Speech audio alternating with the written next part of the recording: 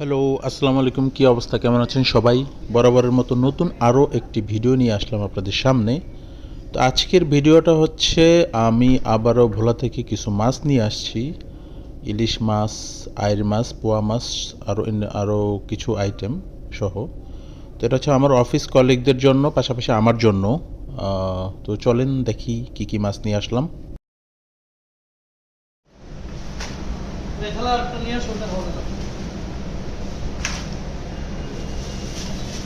চিংড়ি,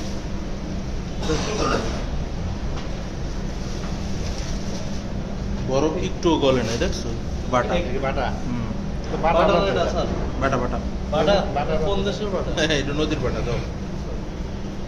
বাটা তো sir packet ধরে দিলে মেপে দিয়ে দেব ক্লিয়ার প্যাকেট ধরে দিলে মেপে দিয়ে দেব পোয়া হচ্ছে টাটকা পোয়া, টাটকা একদম টাটকা পোয়া। এর একটা মানে মনে কিছু না সাইজ খুশি আমি একটা মানে ওটা কি ওটা পোয়া আর খালি ওইটা কি আইর মনে কম দিই, আর আইর আছে কিনা আরো? আর ইলিশ মাছ স্যার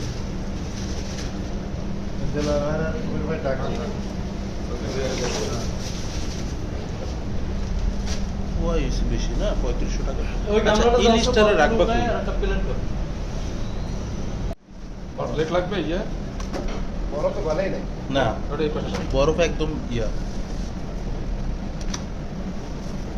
এই ফাঁকে আরেকটা জিনিস জানায় রাখি, সেটা হচ্ছে যে আমাদের ইলিশ মাছের ওয়েটগুলো ছিল 400, 500, 300 গ্রামের মতো। প্লেট লাগবে এটার প্লেট? কেজি পড়ছিল হচ্ছে 1100 টাকা টোটাল। হ্যাঁ, কেনা প্রাইস, ওই জায়গা থেকে কেনা প্রাইস পড়ছিল 1100 টাকা, পাশাপাশি আদার্স কস্টিং সহ মোটামুটি হয়তো 1150, 1200 টাকার মতো পড়ছে। আর একটা বড়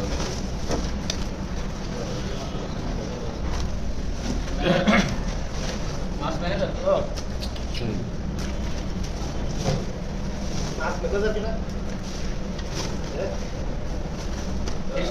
ফিশ মেতে যাবে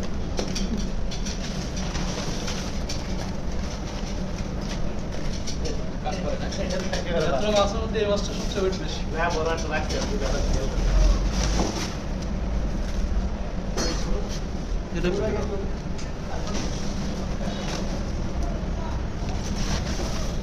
আরও তো আছে চেপা দিয়া বড় মোটামুটি আছে।